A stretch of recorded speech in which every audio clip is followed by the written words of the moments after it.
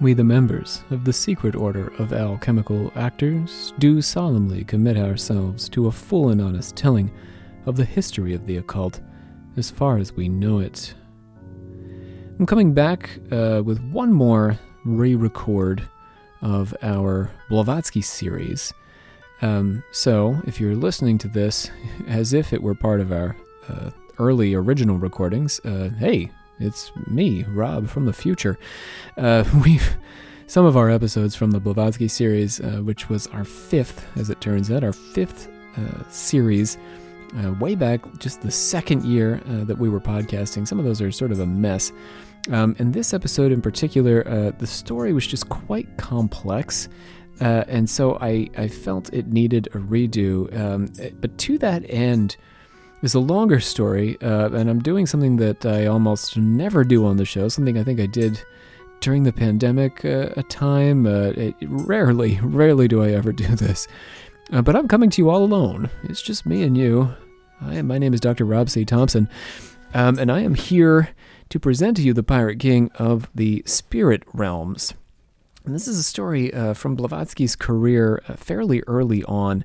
It's a mysterious story with a lot of strange twists and turns. So I'm just going to treat it as a conversation between you and me, and you're going to have to let me know what you think of this. It's not something we're going to do very often. I love my alchemical actors, of course. Probably not something we'll come back to anytime soon, but just in the case of this episode, insofar as I looked back on it, and it just seemed sort of messy, I wanted to do a take on it that was just us. So here we are. In the spring of 1874, Robert Dale Owen, a former congressman from Indiana, largely responsible for the law that established the Smithsonian Institution, Robert Dale Owen met a ghost, took a clipping of that ghost's hair, and even touched that ghost. The ghost's name was Katie King, and she entered the Philadelphia apartment where Owen first encountered her by emerging from a tall cabinet. So imagine that for a second. There's this tall cabinet inside this apartment in the city of Philadelphia, the city of brotherly love, and there's a seance happening around this cabinet, and the whole body of this ghost called Katie King comes out of this cabinet. The medium Jenny Holmes had channeled the spirit of Katie King into being, and the 72-year-old Robert Dale Owen was deeply impressed with this spirit. She had the same name as a spirit conjured by a different medium, Florence Cook, in England. Cook had been investigated by the renowned scientist and pioneer in terms of the vacuum tube, a man by the name of William Crookes.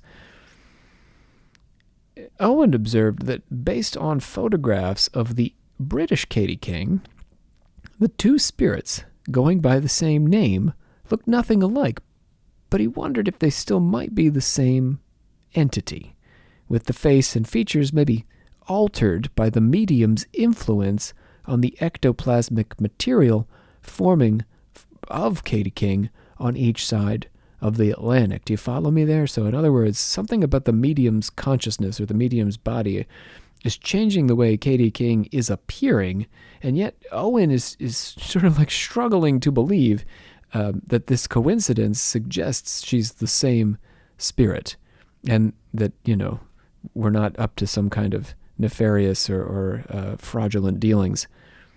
Perhaps, as I'm sure you're already starting to think, Mr. Dale Owen should have been more suspicious and less inclined to make excuses for Katie King, because later that year, a 23-year-old widow named Eliza White claimed to have been employed by Jenny Holmes and her husband Nelson to impersonate a spirit, sneaking into their cabinet through a false back door.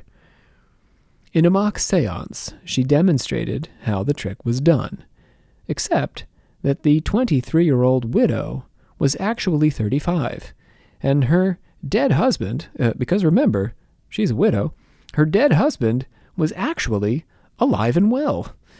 In fact, An investigation by none other than the illustrious Henry Steele Olcott revealed that Mrs. White had been paid $1,000 by the Young Men's Christian Association, that's right, the YMCA. The YMCA paid Mrs. White to claim to be Katie King, and that Mrs. White had used that offer to then blackmail the medium, Jenny Holmes, and her husband. Whew. The Holmeses had caused yet another scandal for America's spiritualists, and Owen, a prominent supporter of the cause, had been publicly disgraced. It seemed that, by another, I mean, I don't mean to say that the Holmeses they were causing multiple scandals. I mean, American spiritualism was, just fraught with scandal in the 1870s. There was all kinds of bizarre phenomena being produced by people under a variety of means. So here we are. It's tough to be a spiritualist in the 1870s. And here we are. We're on the ropes again. Spiritualism is really, to a certain extent, headed for the dustbin of history. That is, until a certain occult pioneer, the globe-trotting mystic, Madame Helena Petrovna Blavatsky, stepped in to save the day. You can just see her coming up over the mountain with the sun at her back. She's on a big white horse. You see, Blavatsky had a familiar spirit, a long-dead pirate who was going by the name of John King. And John King had made appearances at seances around the world, including in the Holmeses' cabinet. John King and Blavatsky were working on behalf of the secret occult Brotherhood of Luxor, who were not content to let the spirits fade away so easily. All right, so let's recap for just 1 second. Let's get all the pieces together before we get a little bit deeper here. So we have Katie King. She's a spirit who is appearing in America and Philadelphia. She's appearing in England. Completely different mediums. We have a American medium and we have a British medium are producing this same spirit, but you know what? She just doesn't look the same, right? She looks completely different on different sides of the Atlantic. So it seems like, somebody's faking here, or really honestly, both of them are faking. Probably. How do we know? We know that Florence Cook turns out to be a fake, but we still don't know anything about Philadelphia. And then this woman steps forward and she says, well, I'm Katie King, this living, breathing 35-year-old widow, but she lies about all the details of her biography, and it turns out that she's been paid to make the claim that she is Katie King. The Young Men's Christian Association, in all their Christianity, want to see all this spirit madness just, brushed out of existence. So it is Madame Blavatsky herself who steps into all of this mess, and she says, I have a familiar spirit, John King, and he is related to Katie King, and I can prove that these guys are real. So that's what we're going to go off on. That's the setup here, and that's what we're heading into in terms of our story. Let me just say, again, my name's Dr. Rob C. Tubbs, and I am the Supreme Hierophant of the Secret Order of Alchemical Actors, and now is as good a time as any to remind you that it is a great deal, a great idea, and a great deal to hop on over to our Patreon, the Occult Confessions Patreon, and donate at any dollar amount. If you donate at least $2 a month, then you get access to all of our bonus content over there. Okay, let's get back to work here. Blavatsky was born in the Ukraine, and she styled herself a Russian noblewoman, which was a bit of a stretch. She had traveled around the world, and most recently booked passage aboard a ship traveling from Paris to New York. She was, according to her own account, on a mission from a secret order of occult adepts who she called her masters. Blavatsky would be the public face of these secret men. Under their guidance, and using her own superior occult knowledge and power, she was able to perpetuate the spiritualist movement, despite the eccentricities that were destined to send spiritualism into a precipitous decline. So I did allude to this earlier. In the midst of saving the spiritualists from their own mediums, however, Blavatsky would also endeavor to help transition the spiritualists from their belief that all paranormal mediumistic phenomena were the work of spirits of the dead, to a belief in the master's more sophisticated occult understanding of the way the spiritual universe worked. The master's supernaturalism included a much wider spectrum of beings and phenomena produced by living adepts. Believers could, so said the masters, use their own occult power to achieve supernatural feats, like, for example, projecting their spirit across vast distances, a kind of, astral travel, or just literally astral travel. You could also use your power to conjure and control nature demons. You could communicate with fellow occultists around the world using only supernatural technology, not even your cell phone.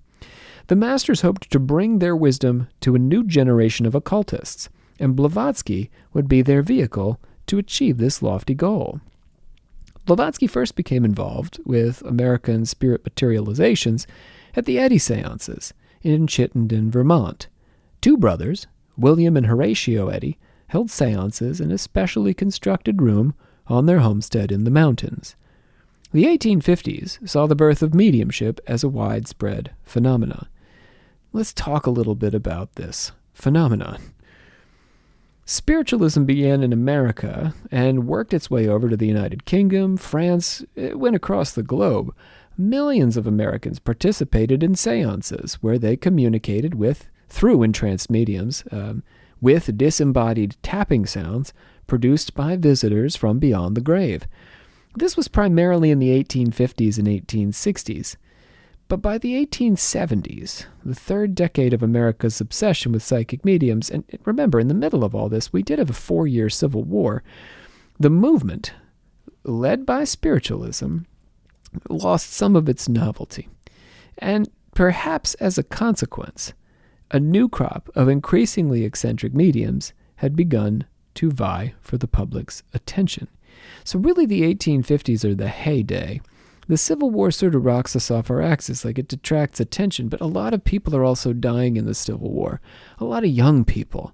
And there's a lot of desire to connect with these guys, which sort of keeps spiritualism kicking along. But by the 1870s, people are it's becoming old hat that you can talk to dead people or that dead people can make tapping sounds. So the spiritualist mediums, and I'm not saying as a group, like they're moving in two different directions. There are some spiritualist mediums who are getting up to a lot of trance lecturing and, talking about the philosophy of this and philosophy and talking about God and theology and that sort of stuff. And then there's these spiritualist mediums that want to grab popular attention. Now, that used to be really easy back in the day, right? Before the Civil War, all you had to do was talk to dead people. Nobody was doing that. So, that would instantly get everybody's attention. But now we're in a new time period. We're after the Civil War. We've been talking to dead people for 2 decades. We need to come up with something that's going to grab people's interest. So this other class of mediums outside the trance folks who are just giving lectures, they're trying to come up with more sensational, amazing presentations of the spirits. Materializing mediums were perhaps the most sensational of this bunch. They produced the full spectral bodies of the spirits of the dead. These spirits sang, they danced, they did magic tricks, they gave speeches. They allowed select seance participants to touch them and dance with them, for real. You could dance with the spirits. They were the subject of intense debate, of international scandal, and they were also the subject of condescending doubt, and they were also the subject of passionate belief. Oh my goodness. These were polarizing figures. Let's talk about William Eddy. Remember I said Blavatsky met Henry Steele Olcott. Well, I don't know if I said this, but she did. She met Henry Steele Olcott at the Eddy seances. William Eddy performed the cabinet seances in Chittenden, Vermont. Horatio Eddy performed what were called dark seances. Now, the dark seance, as you can guess, it took place in the dark. And the audience experienced a whole bunch of spectral sounds as they sat in a circle, aiding Horatio's contact with the spirits. So you would sit in the dark and you would hear all these bizarre things, horses and, war cries and people, just whatever, like a lot of sort of like sound effects. For a cabinet seance, William Eddy got into a closet covered over with a curtain and went into trance. The audience sat on 2 benches facing a stage platform, and behind the platform was the medium's cabinet. A lamp was dimmed on the theory that bright light burned away the fragile ectoplasmic matter of the spirits, and manifestations could not occur in direct white light. Only red light could be used if a light was required. The first row of seance participants joined hands, and a violinist played a solo. Finally, in the words of the reporter and spiritualist investigator Henry Steele Olcott, the curtain stirred, was pushed aside, and a form stepped out and faced the audience, a visitor from beyond the grave. I don't know that that's what Henry Steele Olcott sounded like, but it'd be cool if he did, right? Olcott had initially been sent to investigate these seances by a magazine called the New York Sun. It was a newspaper. However, another newspaper, the Daily Graphic, was so interested in what Olcott had to say that they then sent him back for a longer stage of several months. So we went and did a brief stint with the Eddies. But then this other newspaper said, we'll pay you to go back and just spend months with these guys studying what they're doing because it's so unusual. Olcott mailed off a series of reports which he eventually compiled into his nearly 500-page book, People from the Other World. Olcott had been a signals officer during the Civil War and rose to the rank of colonel, and he served actually on the inquest into Abraham Lincoln's assassination. This was a serious man. He had a long history of interest in spiritualism and a respected career as an investigator. This, in large part is what found him in Chittenden, Vermont, not once but twice, investigating the Eddies' seances, particularly the work of William Eddy. Olcott reported seeing hundreds of spirits emerge from the Eddies' cabinet, including spirits who knew either the Eddies or their guests in life. They came in all shapes and sizes, both genders, and a variety of nationalities. But the most frequent visitors were Native American spirits, especially a teenage girl named Honto. Part of the motive for producing all these different spirits in different shapes and sizes and speaking different languages was that they could not possibly be William in disguise. Let's remember, the seance begins with William going into this curtained space, and then out of the curtain pops this spirit. So obviously, the most obvious conclusion is always going back there and putting on a costume, and he's coming out and pretending to be these people. But listen to all these different things I described here, right? Like all these different nationalities, races, genders, sizes of people. Nobody looked more different from the round white male William than the thin Native American female Honto. She was his most frequent manifested spirit. Other Native American spirits included Electa, Daybreak, Bright Star, White Feather, Swift Cloud, a spirit called Black Swan's mother, and the tall warrior Santum. On one dramatic evening, several of these native spirits appeared outside of a cave by the moonlight on the Eddy family property, theoretically proving that the seance parlor had not been rigged to produce the spirits. So, why were there so many American Indian spirits at these seances? This is actually a question I've spent some time with as a scholar, so with your indulgence, my friends, let me share my theories. Articles by Werner Sollers and Bridget Bennett point out that spiritualists looked to Native Americans as uniquely spiritual and authentic. They were closer to nature and, as such, satisfied a romantic ideal about the connection between the transcendent and the natural. Remember, it's the 19th century. We're winding up into, Thoreau and Walt Whitman and these sorts of things. We're not even winding up. We're just in that moment, really obsessed with nature. For me, nature also equates to a kind of freedom from modern mechanisms and technology that might be used to trick an audience. In his book, Playing Indian, Philip J. Deloria argues that according to a noble savage conception of native people, they were simple and childlike. Such a stereotypical native would be incapable of effectively deceiving someone. So it's easy to tell when a child is lying, not to mention the associations that childhood has with purity and innocence. So all of this is saying, I'm not lying. This isn't lying, right? If we have native spirits and they have all this sort of cultural stereotypical baggage that's being, projected on them by their white audience, well, this baggage is working in William Eddy's favor because it's making people interpret them as both less inclined to technological or mechanistic fraudulence, right, and less inclined to lie, literally be frauds. It's also important that native spirits held the most power in these materializations. Native people were, according to a certain cultural trope, considered more sensual than white colonizers. They were literally more tactile, able to go barefoot and naked in all sorts of climates. This was the view of colonizers, or the first explorers in North America, the first European explorers. Significantly, colonizers achieved first contact with native people. Think about that phrase that we used. At the seances, Honto displayed her stockings, she let her hair hang loose over the railing, and she even let a female member of the seance party, a Mrs. Cleveland, touch her chest to feel her beating heart. There's a lot of sensuality, right, in this engagement, particularly for a 19th century female. But there was another contradictory side to the Indian. Beginning in the 1870s, a new stereotype emerged of the varmint redskin, hungry to stab unsuspecting settlers in the night as they slept by their campfires. So we had, all stereotypes are bad, friends, but, there's the positive and the negative stereotype here. The positive stereotype of the, noble, vanishing, innocent Native American is replaced by this, evil, treacherous version, which, you can see played out in Western movies. George Miller Beard, a chemist who visited the Eddy homestead and wrote an article for the Daily Graphic, argued that the materialized spirits were all frauds and linked William to the Indians in this way. Both, he said, were close to nature, and according to Beard, this closeness didn't render them authentic and spiritual as in the standard spiritualist version of the American Indian, but rather stupid and drunk. I'm going to quote Beard here. If Darwin wishes to find the intermediate link, he should visit Chittenden. In the presence of these glorious mountains, man is dwarfed. Here, as in Switzerland, the White Mountains and the Adirondacks, nature and humanity are inversely proportional.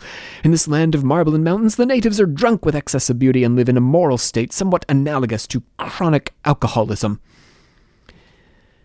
Beard said that William Eddy had to be impersonating the native girl, that the light in the room was good enough to tell otherwise, and that Eddy's skin was dark enough to qualify the Eddy family in general as Honto. So there you go. There's the push and pull, right, of this. To a certain extent, the Eddys, intentionally or not, however we want to understand this event, are drawing on the positive native stereotype. To suggest that their native spirits are authentic. And on the opposite coin, the detractors are drawing on the negative side of the stereotype to say that their native spirits are frauds. So now it's time for Helena Blavatsky to enter this scene. She first made a name for herself in her response to my man, the chemist, Beard. Having read Olcott's reports in the Daily Graphic, she traveled to Chittenden to meet him and to watch the paranormal proceedings. She and Olcott became fast friends, and after Beard's criticism surfaced, she wrote to the newspaper saying he had only published such an incendiary bunch of lies in order to attract interest to himself in his new business selling a kind of electrotherapy. She offered $500 to Beard if he could prove that the Eddy seances were a hoax. For his part, Olcott believed Beard's theory was ridiculous. He had seen Honto well enough to know that it wasn't simply William in disguise. Here, let me quote Henry Steele Olcott. So here we are at length. Confederacy disproven, personation discredited, spontaneous generation of the apparitions impossible. Mind reading by the medium followed by his creation of the shades of our deceased friends absurd. Result? A possibility that, by some occult power over now unknown forces of nature, beings other than those in the body can manifest their presence to sight, touch, and hearing. If beings, what beings? Those they purport to be, or the simulacra of such, formed and fashioned by tricky creatures who are suffered to trifle with the sacredest feelings of our hearts. To put this in other words, while this was all impressive, Olcott was not willing to state positively that these phenomena were spirits of the dead, only that he could not deny the possibility that they were. He brought this same open-mindedness to his investigation of what he called the Katy King fiasco in Philadelphia, when he was called on to resolve the conflict created by Eliza White's damning revelation that she had been impersonating the so-called materializing spirit. So let's change gears now. That's the Eddy seance. Really, there's no conclusion there. There's no scandal or nothing. It's just there are people who thought it was fake and people who thought it was real. And ultimately, as I'm talking about the trope or, the stereotype of the native, was the fulcrum on which all of this hinged. Stereotypes, again, always being bad, really, because there's real human beings in there who are neither of those stereotypes, but both of them sort of being drawn out in this experience. The Katy King affair is something else entirely, though. We've got no native spirit involved. And the Katy King affair is really just a story of some white women at its core. On April the 20th, 1874, the former statesman and spiritualist enthusiast Robert Dale Owen sat with a trance medium. Her name was Mrs. Hardy, and it was Boston. Her spirits communicated to him that he would, in his lifetime, see specters moving and talking with him. So let's check in with the spirit who spoke through Mrs. Hardy. The spirit said, "Before you leave the earth, you shall see specters, as you call them, walking about, and they will take you by the hand and converse with you. Me also you shall behold in the form. You shall witness far more wonderful things than you have ever yet seen." This spirit, theoretically, called King. Shortly after this experience, a Dr. Henry T. Child wrote to Owen asking him to come down to Philadelphia and experience the spirit of Katy King at a seance given by the husband and wife mediums, Jenny and Nelson Holmes. Bringing us all back to the beginning, yeah? Dr. Child had witnessed the first materializations produced by the Holmeses. Katy King had appeared to him and also her father, John King. They made arrangements with Dr. Child to materialize in his office so that they could share their life stories with him, to record and distribute in a pamphlet to the American public. Child agreed and, in an apparent effort to garner more publicity for the spirits, reached out to Robert Dale Owen. John King claimed to be none other than Henry Morgan, and the story he told of his time on the earth plane more or less paralleled what was known of Morgan's career. He said that he had been born in Wales on March the 17th, 1636, the second of 9 children. At 16, he ran away on a ship bound for Barbados, working as an indentured servant for 3 years on a plantation. He had a mediumship that was brought out by being at sea, but he did not believe in it during his lifetime. He joined a crew of buccaneers in Jamaica and proceeded to plunder and pillage as spirits do. John King said, "I have no apologies to offer for the life of crime, plunder, bloodshed, and piracy which I led. I will say that years of intense suffering in this life have not yet enabled me to wipe out all the sorrow which was so justly mine. I dream of the heaven which is to be mine when all this turmoil and strife is over."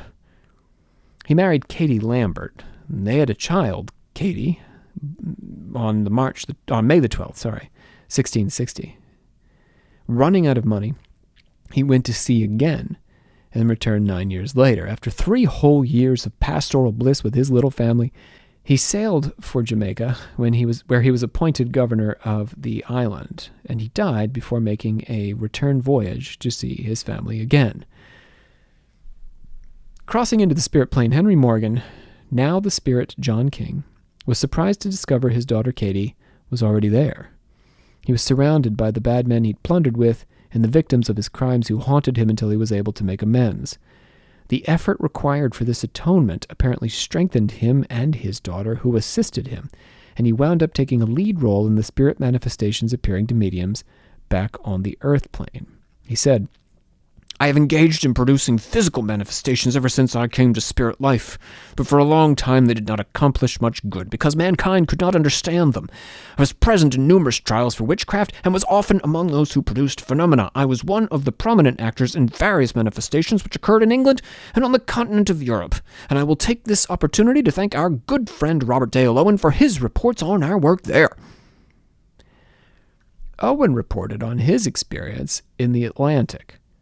In his account, the medium entered a tall cabinet with 2 apertures or holes, 5 and 6 feet high.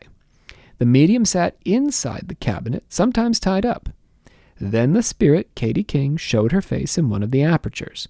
This amazed Owen because the face was very unlike that of the medium, Jenny Holmes, inside the cabinet, but he was still skeptical. There might be some means for Holmes to produce the spectral head while concealed from her audience. Then the spirit Katy King opened the cabinet door and appeared in full form in a flowing white robe. Impressed but still skeptical, Owen proceeded to attend 40 more sittings, at which he tested the spirit's authenticity. But Katy was a seductive presence, challenging the congressman's objectivity by charming him with her otherworldly beauty and good nature. Let's just read a page here from Owen's notes. It says, June 19, a circle of 25 persons. Each time that Katy issued from the cabinet, a brilliantly luminous hand emitting light showed itself at the upper left corner of the cabinet door. It pointed downward, sometimes waving toward Katy. The second time that she stepped out, she beckoned me to approach her. I did so, extending my hand, which she pressed. Then, as I bent my head toward her, she took it in both hands and kissed it, uttering her usual low and earnest, "God bless you, Mr. Owen." To remove the suspicion that Jenny was impersonating Katy or somehow helping a Confederate to sneak into the seance room, the next night, neither of the mediums entered the cabinet. This was something the medium Florence Cook, who produced the same spirit of Katy King across the ocean in England, could not do. Cook was always confined to her cabinet while the spirit cavorted with her sitters. In Philadelphia, after the cabinet was inspected and the door shut for the seance to begin, 3 different spirits emerged one at a time. One was an Indian woman named Santee. Another was a boy dressed in a sailor costume. His name was Dick. And the third was Katy King. Each of the spirits came and went from the cabinet multiple times, seeming to need to recharge their spectral batteries out of view of the audience. Katy gave Owen a lock of her hair and later a piece of her dress, scientific specimens suitable for analysis, but let's think also about this, friends. Think about the personal dimension. These were also tokens of affection that further clouded Robert Dale Owen's judgment as he engaged with these. Let's take a peek at his notes again. Never in the best-bred lady of rank costing her visitors have I seen Katy outrivaled. Anything more refined than the gentle sway of the body and turn of the head and gesture of arm and hand as she passed round saying something pleasant or playful to each, I do not expect to witness till I reach that higher life whence this visitant descended to teach and to charm us here. While Owen's objectivity might be subject to a healthy share of doubt, he also recorded bizarre appearances of Katy that flew in the face of any straight impersonation theory that she was simply a living human masquerading as a spirit. On the 9th of July, she faded out and reappeared only 9 feet from Owen on the threshold of the cabinet, and on the 14th, as a Mr. Dreer guarded the stairs and door to the parlor to prevent anyone from sneaking in the cabinet the back way, Katy appeared to Owen 18 inches tall and then gradually elongated like a telescope to use her usual height. Alcott observed similarly bizarre events in Chittenden at the Eddy seances. Let's take a look at Henry Steele Alcott's notes now. So he's describing the Eddy seance. Well, he's talking about Robert Dale Owen, as a matter of fact. He says, Mr. Owen tells us that when the figure that he supposes to have been the original and real Katy King dissolved her materialized body in Philadelphia, she faded away into thin vapor and gradually disappeared, whereas Honto, in my presence one evening, losing her power, sank, as it were, into the floor, up to her waist, the upper portion of her body retaining its full solidity. These bizarre events could not be achieved by an impersonator with a physical body. If the spirit was a fraud and was able to shrink and expand and drop below floorboards, it would had to have been an optical illusion. And that brings us to a little bit of we called this back in the day a brief history. And if you're listening as if it is back in the day, this is today's brief history.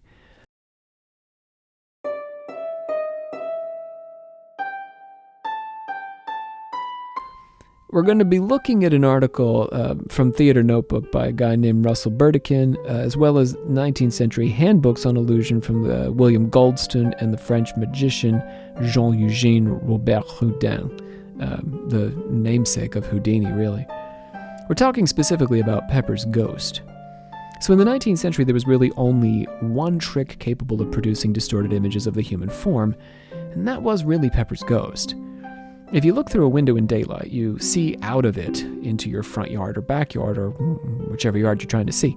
If you look through that same window at night, though, with the light on in your room and the darkness outside, the brightness on the inside will cause your own image to reflect back at you, rather than you seeing much of the outdoors. This should sound familiar, yes, to those of you who have looked out of windows.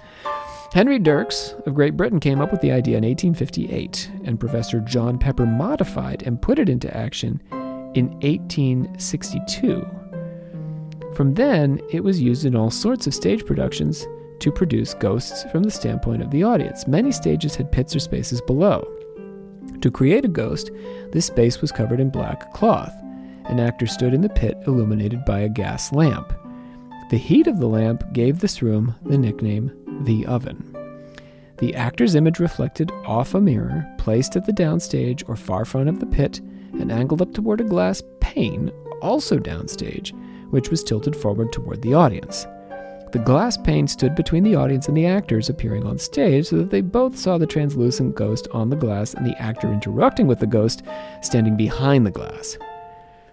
Pepper toured, doing a scene from Dickens' The Haunted Man, and the show was a hit. Other shows revolving around the use of ghosts cropped up, but it wasn't handy for regular plays because the glass was so cumbersome and not easily removed. So, for the most part, almost no one went to the trouble of staging Hamlet's father's ghost this way. But that doesn't mean the technology didn't get around. In the 1870s, spectral opera companies toured around with singing shows making use of the ghost device, featuring adaptations of Faust and A Christmas Carol. And more recently, it was used in the creation of Disney's Haunted House. That's Pepper's ghost. So, to buy that Pepper's ghost can explain these phenomena, we have to believe that neither Alcott nor Owen, in their careful examinations of the seance rooms, detected a giant sheet of plate glass hiding somewhere in the vicinity of the cabinet. Underneath the Eddy Circle room was the dining room and the kitchen. For the Holmeses, their seances often took place in apartments, so there was also no room underneath to construct a ghost room, let alone cut a hole in the floor to allow the ghost to appear. Robert Houdin, from whom I said Houdini took his name, he described how Pepper's ghost could be done without a space below, but it involved a giant pane of glass at a 30-degree angle in front of the audience. That glass would have to be brought in and out of the seance room without anyone noticing when the lights were dimmed, and not a moment sooner. It would also have to be done with a nearly flawless sheet of glass to complete the illusion. But let's suppose there was some configuration of glass and mirrors that we're not thinking of, and that it is possible to produce an optical illusion using an actor. There were a bunch of circumstances at both the Eddys and with the John and Katie King situation in which a Pepper's ghost could not explain the phenomena, even if we were using some kind of Pepper's ghost. Let's talk about it. With the Eddys, the spirit sank into the floor sharply and disappeared, and in Honto's case reemerged from the cabinet fully formed again. Mrs. Cleveland, the only person Alcott observed to have touched Honto, was dancing with the spirit one night when her body dissolved. If Honto was a Pepper's ghost, she could not be touched, let alone danced with. If she was a person, she could not dissolve. The only possible explanation here is that an unimagined Pepper's ghost setup created the ghosts, and Mrs. Cleveland was in on the trick and part of the illusion. But even this scenario doesn't quite pan out because of the night Alcott weighed and measured Honto. She was 5 foot 3 inches high and should have weighed around 100 pounds, 130 pounds, somewhere in there. But according to Alcott's scale, she was actually 88 pounds. A bizarre weight for a person that size, but also for a glass holograph. The fact that she had any weight at all rules out the idea that she could have been the product of an optical illusion. The Holmeses would have also had to have staged a Pepper's ghost to produce the elongating, levitating, and vanishing, and then also a flesh and blood actor to make contact with Owen at their apartment.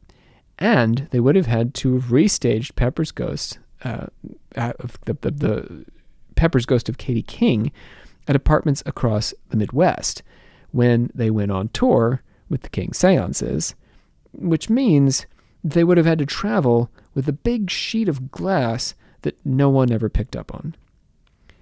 Stage magic of the time period simply cannot provide a neat explanation of the materialized spirits that were produced.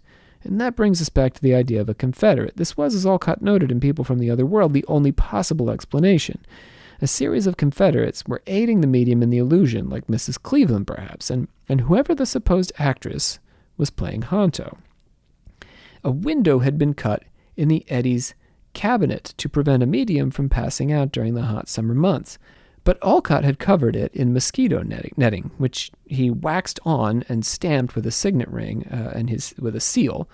And this was on throughout the seances, so when he went back and checked, he noticed that the netting was undisturbed. There was, from his standpoint, no means into or out of the cabinets. Alcott says, 3 sides of the closet are lath and plaster. The 4th, the solid brick wall of the chimney. There are no panels to slide, no loose boards in the floor to lift. Every inch is tight and solid.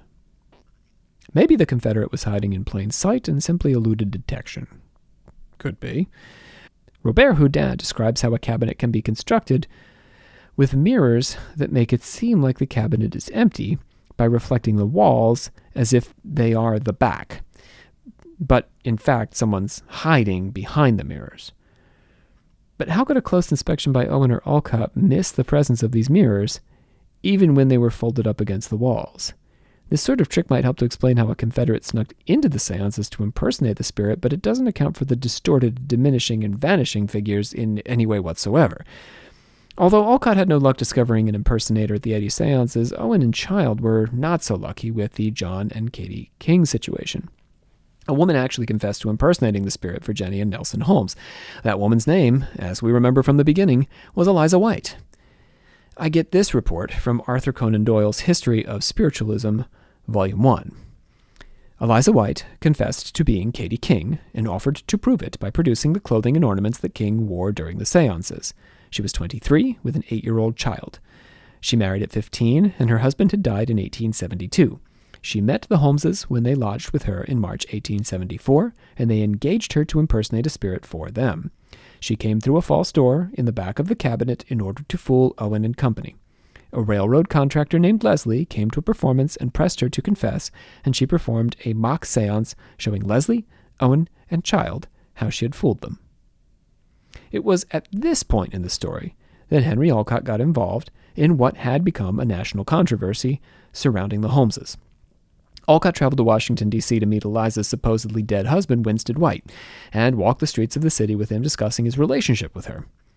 Eliza Potter had met Winstead White after he took her family in when her father died. She bore him a son and joined him in the defenses of Washington City during the Civil War. Afterward, Winstead became the proprietor of a saloon and traveled with a sideshow of natural curiosities and clog dancers and ballad singers, and Eliza took part in both the dancing and the singing.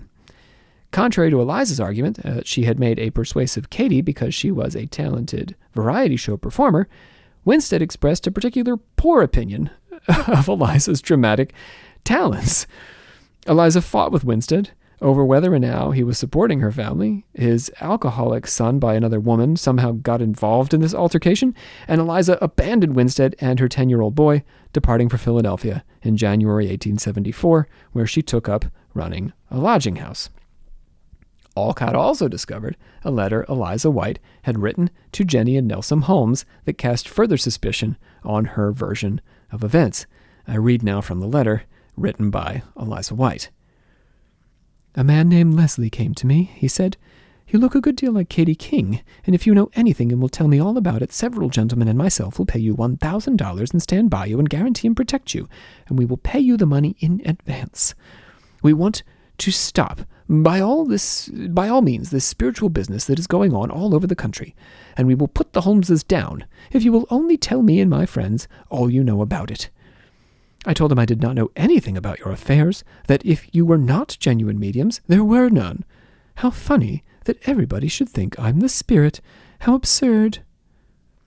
Olcott also discovered that Katie King had appeared several times on the Holmes' trip through the Midwest, namely Michigan, when Eliza White was in Philadelphia.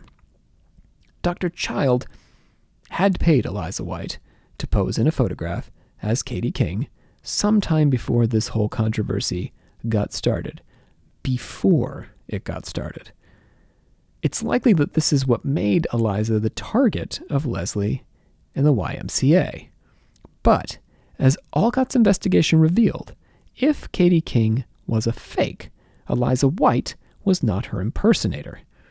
Still, even though Olcott had exposed the Eliza White hoax, opening the door for the Holmes' Katie King to be a genuine supernatural presence, he, Olcott that is, was still unsure what to make of the materializations.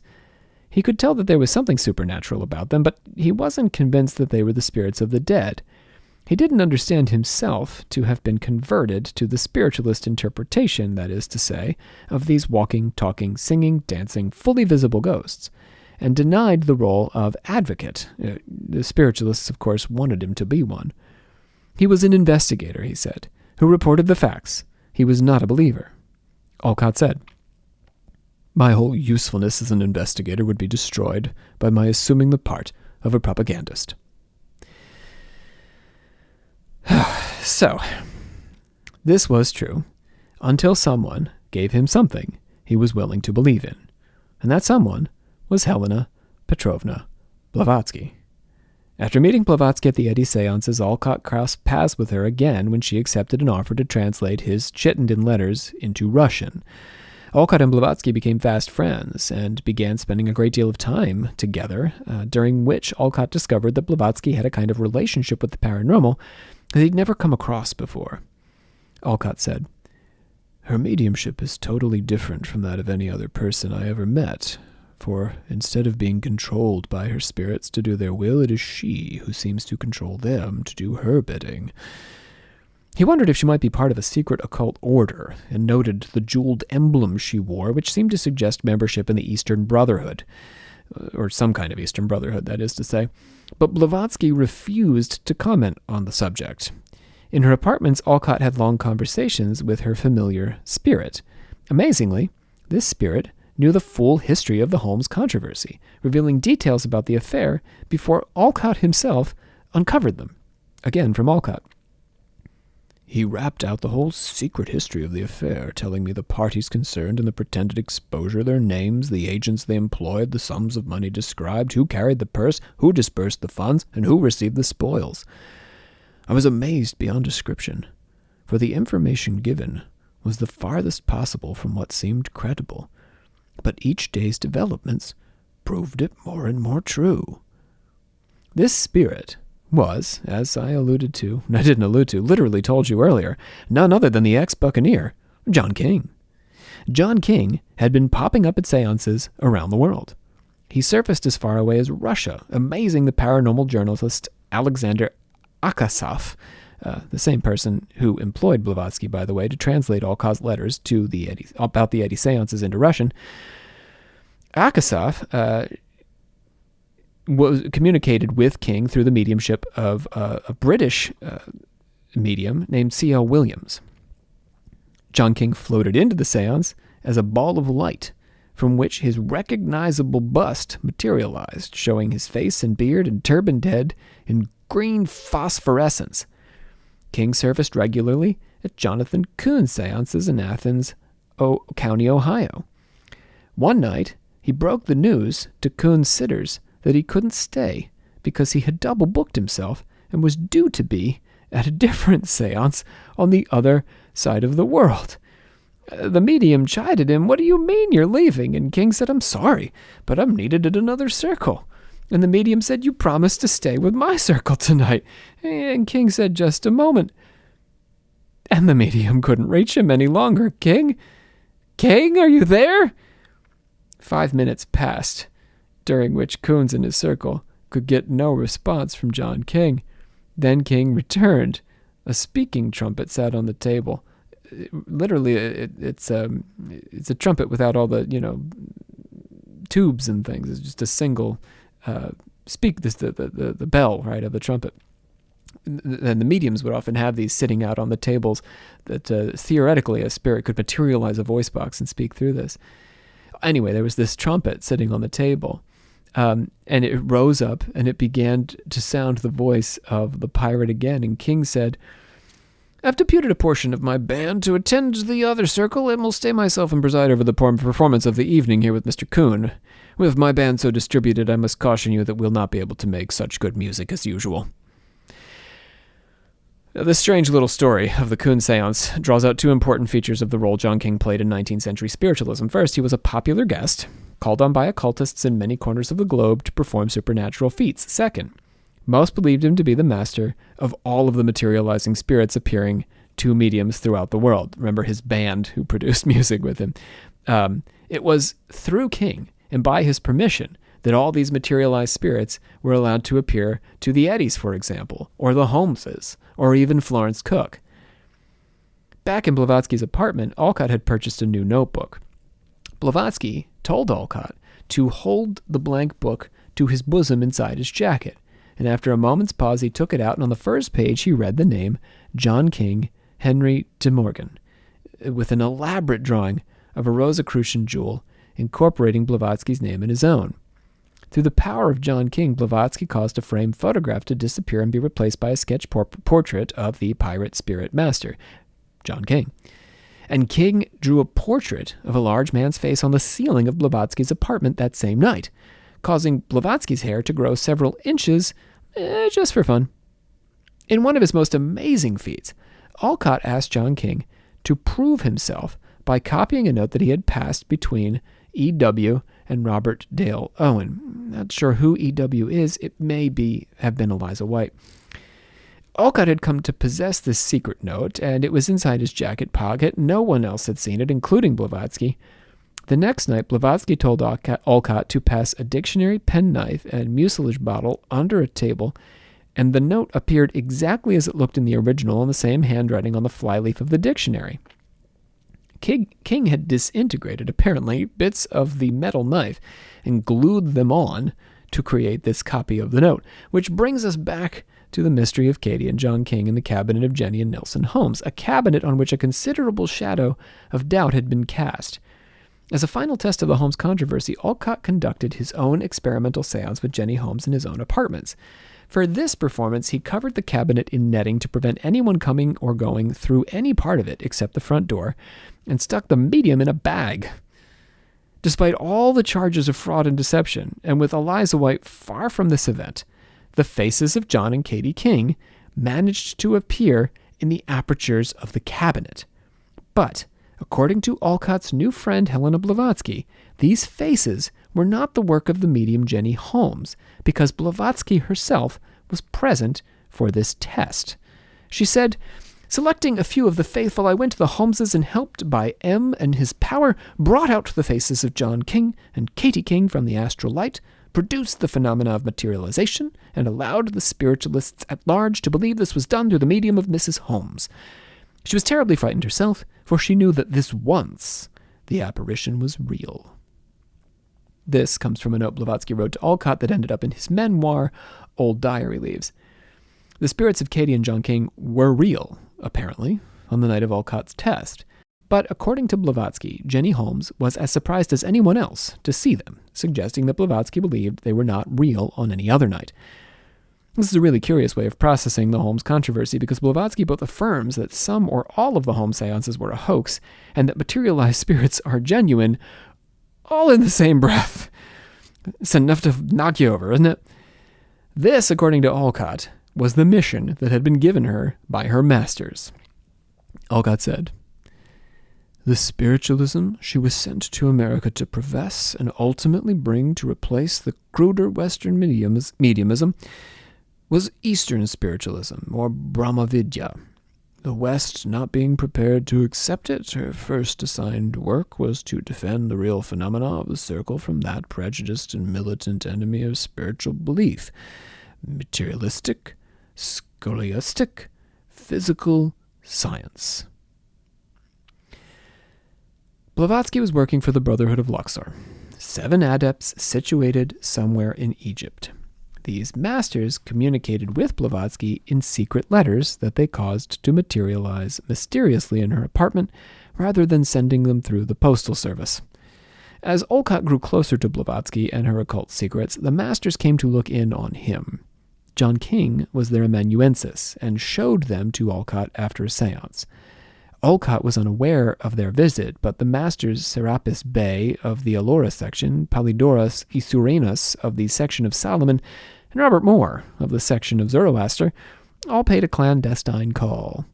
John King was then their servant, as well as a familiar spirit of Blavatsky's.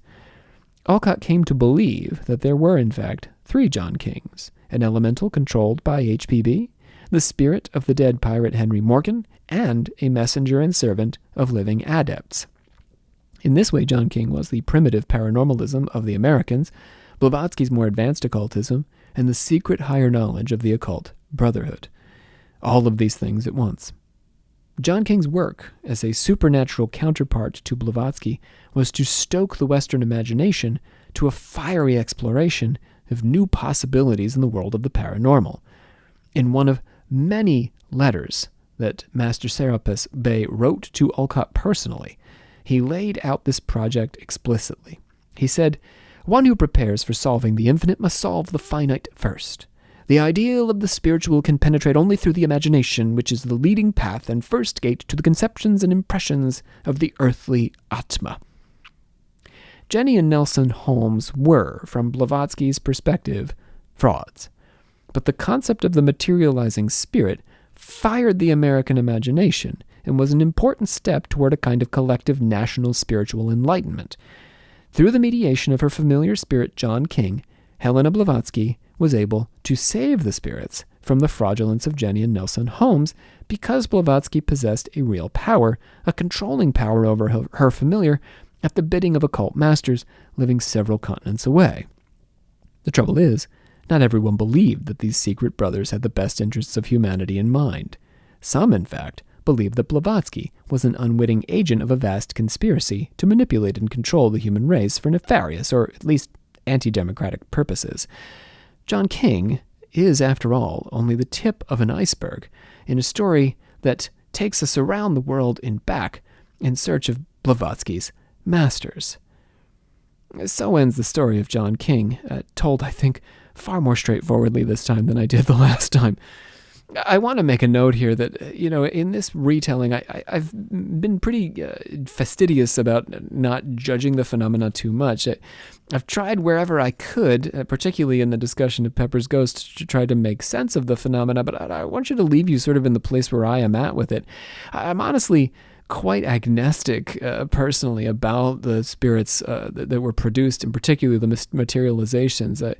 I'm a great fan of trance mediums, as listeners, longtime listeners know, and particularly Woodhull, Emma Harding Britton, Cora Scott Richmond. There were a lot of amazing lecturers that came out of the spiritualist movement who were supernaturally, divinely, however we want to view it, inspired, had some sort of elevated consciousness that allowed them to speak on spiritual matters. But when it comes to materializing mediums, I tend to, I take them with a grain of salt. I honestly just struggle to accept, even though I cannot disprove. I walked you through this, right, with Honto, for example, in the Eddy seances. All the evidence, if you look at it and you parse and you go through all the different pieces, it's really difficult to take all the historical evidence and say, okay, Honto was made up in this way. There is no way that I can truly pin down, and I spent time, right, with all the leading magicians of the day. All their secrets have long since been revealed. There's just no magic trick that I can pin down and say this is how the illusion was done. When you take eyewitness reports of what happened in the 80 seances, or even in the Holmes seances, or some of Blavatsky's phenomena even, you take these eyewitness reports, you compare them against the magic trick, it's incredibly difficult to say, here, this is how this was faked. And so you're sort of left in this place where this incredibly bizarre thing happened. Hundreds of materialized spirits came out of this cabinet in this backwoods place in Vermont. this incredibly bizarre thing happened that couldn't possibly have its basis in anything we understand about the physics or just basic logic of reality. And yet, it is impossible to disprove the claims made about it. And that more or less brings us to the end of things for our conversation on John King. I hope you didn't mind spending time with just me this time. But of course, the Alchemical Actors will be back for your spiritual edification, entertainment, and enjoyment here on Occult Confessions.